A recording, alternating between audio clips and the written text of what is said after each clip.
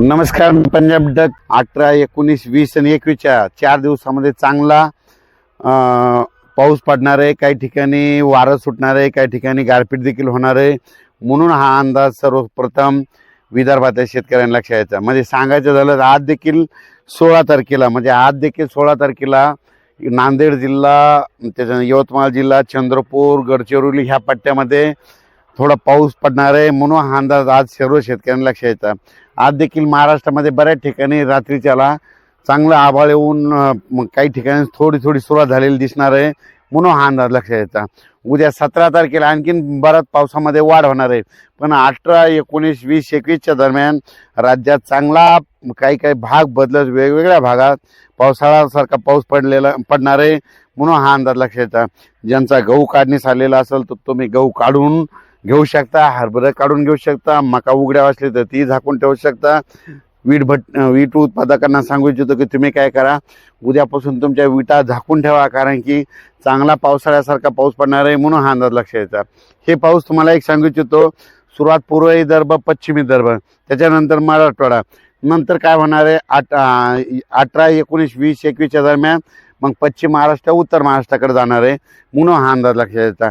म्हणजे सांगायचं झालं तर हे पाऊस सांगायचं झालं तर महाराष्ट्रामध्ये दररोज एक दिवस प्रत्येक ठिकाणी येऊन जाईल. काही ठिकाणी जिथं पाऊस नाही पडला तिथं वारं तरी जोरात सुटणार आहे. ज्यांचा गहू जर हिरवा असेल तर त्याला तुम्ही काय करा, 1-2 दिवस पाणी देण्याचं टाळा, कारण की काय होईल, हिरवा गहू असेल तर तुम्ही पाणी दिल्याच्यानंतर वारं सुटल्याच्यानंतर ते पडू शकतं. म्हणून हे अंदाज लक्षात यायचा.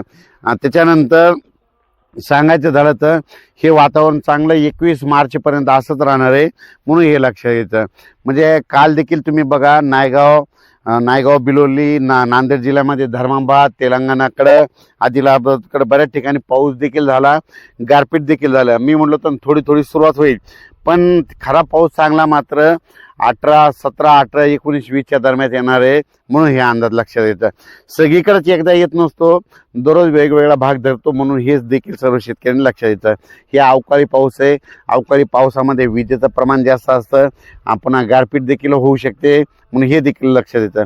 मग नेमकी गारपीट कुठं होऊ शकते तर तुम्हाला एक माहिती असं सांगतो. एखादी जर नदी असली, त्या नदीच्या बाजूला तिकडून 1 किलोमीटर आणि इकडून 1 किलोमीटर त्या पट्ट्यामध्ये कधी बी गारपीट होऊ शकते.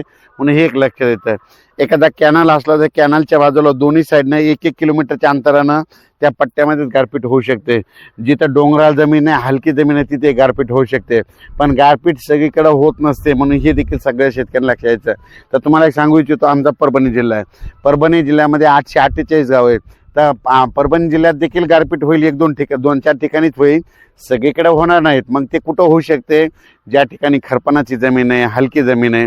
मग कोणत्या एरियात होऊ शकते तुम्हाला एक सांगू इच्छितो.